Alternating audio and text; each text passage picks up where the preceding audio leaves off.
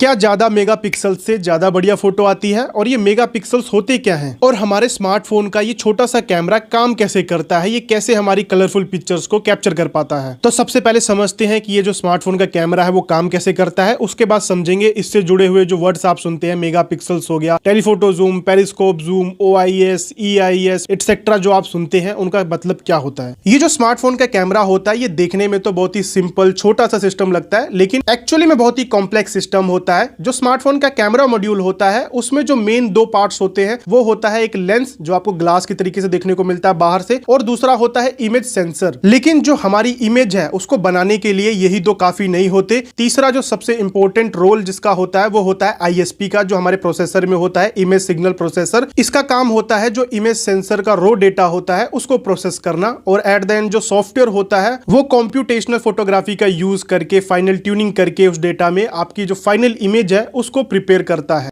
तो camera module में ये जो लेंस होता है इसका काम होता है जब भी शटर ऑन हो फोटो खींचने के लिए तो जो बाहर की लाइट है उसको फोकस करना इस इमेज सेंसर के ऊपर। अब इस छोटे से इमेज सेंसर पे मिलियंस में लाइट सेंसिटिव सेल्स होते हैं जिन्हें हम पिक्सल्स भी बोलते हैं। तो जब आप सुनते हैं 5 मेगापिक्सल, 12 मेगापिक्सल, 50 मेगापिक्सल, तब इमेज सेंसर पे लगे हुए इन छोटे सेल्स की ही बात हो रही होती है। और ये जो वर्ड है मेगापिक्सल, इसका लिटरल मतलब होता है 1 मिलियन पिक्सल। तो आप सुनते हैं 5 MP तो इसका मतलब हो गया 5 मिलियन पिक्सल, 50 MP मतलब 50 मिलियन पिक्सल्स। अब क्या ज्यादा मेगापिक्सल होने से ज्यादा बढ़िया फोटो आएगी? तो ऐसा हमेशा जरूरी नहीं। क्यों? क्योंकि ये जो इमेज सेंसर होता है और इस पे ये जो सेल्स हैं ये सिर्फ मेजर करते हैं बाहर से आने वाली जो लाइट है उसकी इंटेंसिटी क्या है। अब एक और बात, जो भी हमारी पिक्चर्स होती है ना उनका जो बेसिक यूनिट होता है वो होता है पिक्सल, और हर एक पिक्सल जो बना होता है वो RGB कलर कॉम्बिनेशन से बना होता है। जो भी आप डिफरेंट कलर्स देखते हैं वो इन्हीं RGB कलर्स को मिला के ही बनाया जाता है। अब जो ये इमेज सेंसर होता है इस पे ये जो पिक्सल्स हैं, ये जो सेल्स हैं, हर एक सेल्स के पास ना सिर्फ एक कलर फिल्टर ही होता है। जैसे अगर उसके पास रेड है तो ग्रीन और ब्लू नहीं होता, और अगर दूसरे पिक्सल के पास ग्रीन है तो उसके पास रेड और ब्लू नहीं होता। इसीलिए इमेज सेंसर पर हर एक जो सेल है वो पार्टिकुलर एक कलर की जो लाइट इंटेंसिटी है सिर्फ उसको ही मेजर कर पाता है, और जो अदर कलर्स है उसको नेबरिंग सेल्स मेजर करते हैं। और ये जो लाइट इंटेंसिटी है इसका मतलब ये है कि जब पिक्सल पे जो लाइट है वो पड़ती है तो कितना जो